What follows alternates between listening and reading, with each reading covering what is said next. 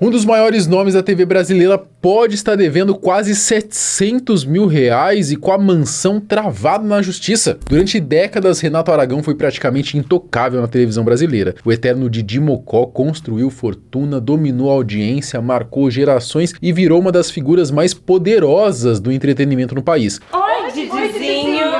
Didizinho sou eu, hein? Mas agora, aos 91 anos, o nome dele voltou aos noticiários cercado por dívidas, problemas judiciais e até rumores de dificuldades financeiras. E nesse vídeo eu vou te mostrar toda a história por trás da mansão de 18 milhões que virou alvo da justiça, explicar por que a Prefeitura do Rio quer impedir a venda desse imóvel e também relembrar outras polêmicas pesadas envolvendo dinheiro, família e até a suposta filha esquecida do humorista. Será que o líder de Os Trapalhões realmente estaria enfrentando uma crise financeira? Ou isso tudo não passa de uma fase complicada? Vamos entender nesse vídeo aqui. Eu sou o Marcelo Milos e depois da vinheta eu te conto.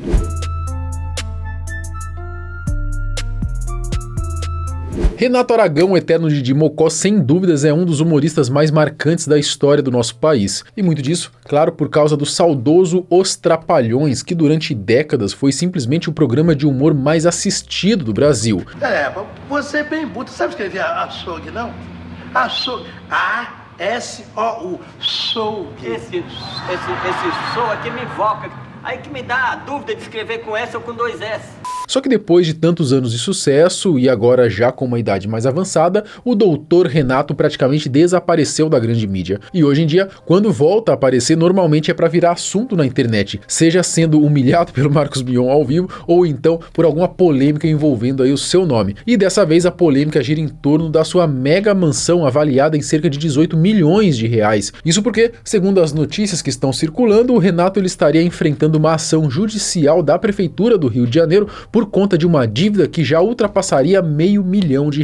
E aí, juntando isso com outras notícias mais antigas que também vamos comentar aqui, muita gente começou a se perguntar, será que o líder dos Trapalhões, mesmo depois de ter ganhado milhões e milhões ao longo da carreira, ele estaria numa situação financeira complicada? Pois é, aos 91 anos o Renato Aragão ele tá vendo a sua icônica mansão avaliada em 18 milhões de reais ficar travada na justiça por conta de uma dívida de IPTU. E o problema não para por aí, a briga judicial pode até impedir a venda de uma das propriedades mais luxuosas do eterno Didi. Isso porque em maio de 2026 a Prefeitura do Rio de Janeiro avançou com uma ação de execução fiscal contra o Renato. O processo envolve débito de IPTU acumulados entre os anos de 2021 e 2023. Cara, são 2 anos praticamente de IPTU e custa meio milhão. Puta que pariu. Que absurdo, cara. Eu já acho absurdo você ter que pagar IPTU, que é um imposto sobre um bem, um imóvel que é seu, que você já comprou. Né? IPTU pra mim é tão absurdo quanto IPVA, tá? Tão absurdo quanto. Segundo as informações divulgadas, aí a dívida teria chegado na casa dos 548 mil reais. Só que esse valor já circula há algum tempo, então existe a possibilidade dessa conta já estar encostando aí nos 700 mil reais aí atualmente. Então é dinheiro pra caramba de imposto. Oh, coisa gostosa, imposto, né? Delícia. O valor pedido atualmente é de 18 milhões de reais, cerca de 18 milhões. Mas a casa do Didi... o Didi... tem uma dívida de IPTU atrasado, que soma mais de 548 mil reais. O IPTU anual da casa do Didi é 40 mil reais. Pedro, ajuda o Didi. Me ajuda, Didi! E o barraquinho que fica aí no Recreio dos Bandeirantes é até meio grandinho, viu? A mansão luxuosa, localizada na zona oeste do Rio de Janeiro, conta com cerca de 3 mil metros quadrados só de área construída. E o nível do negócio é tão absurdo que a propriedade ainda possui até heliponto particular. O imóvel funciona praticamente como um complexo privado de luxo e oferece uma das estruturas mais exclusivas daquela região. Tem campo de futebol, quadra de tênis, piscina, enormes áreas cercadas de verde, além, é claro, do heliponto privativo, né? E uma guarita própria para segurança. Na prática, é quase que um clube de alto padrão. A diferença é que tudo isso pertence a uma única família. E como eu já comentei aqui, talvez o pior de toda essa situação para o Didi e para a família dele seja justamente o fato dessa treta fiscal acabar atrapalhando a tentativa de vender a mansão. E aparentemente eles precisam dessa grana, né? Porque pelo visto nem o IPTU estão conseguindo pagar. A justiça chegou a determinar a notificação do Renato Aragão ainda em janeiro. Só que segundo as informações informações do processo, houve dificuldade para localizar o artista. E por conta disso, a prefeitura resolveu pedir medidas mais pesadas recentemente para garantir o pagamento da dívida.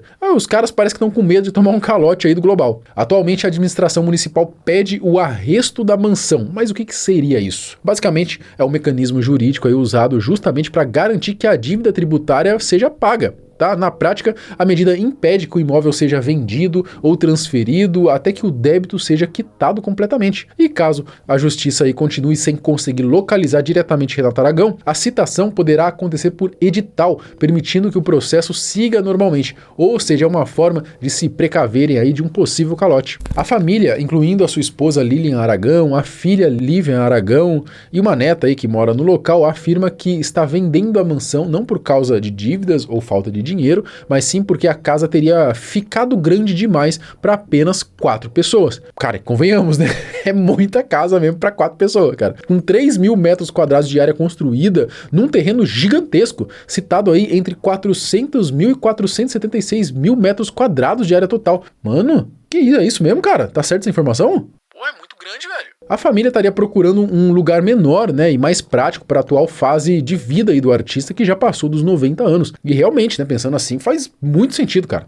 Na real, continuar nesse lugar que não faz sentido nenhum, por mais dinheiro que você tenha. Mas será que é isso mesmo? Ou a água do poço do Renatão, será que começou a dar uma esvaziada, tá começando a acabar? Pessoal, eu tava vendo essa notícia do Didi passando por problemas financeiros e isso me fez pensar numa coisa, né? Se até um cara que é multimilionário, ele pode acabar se enrolando aí com o dinheiro, você imagina a gente, né? E eu pensei muito nisso porque já faz mais de 10 anos que eu vivo de internet, trabalho em casa e de verdade, uma das coisas que eu mais queria era encontrar uma forma real de ajudar quem me acompanha a também conseguir ganhar dinheiro online. Mas quando eu digo ganhar dinheiro, eu não estou falando de promessa milagrosa, nem de papo de coach. Eu estou falando aí de algo simples, tá? De algo simples de entender.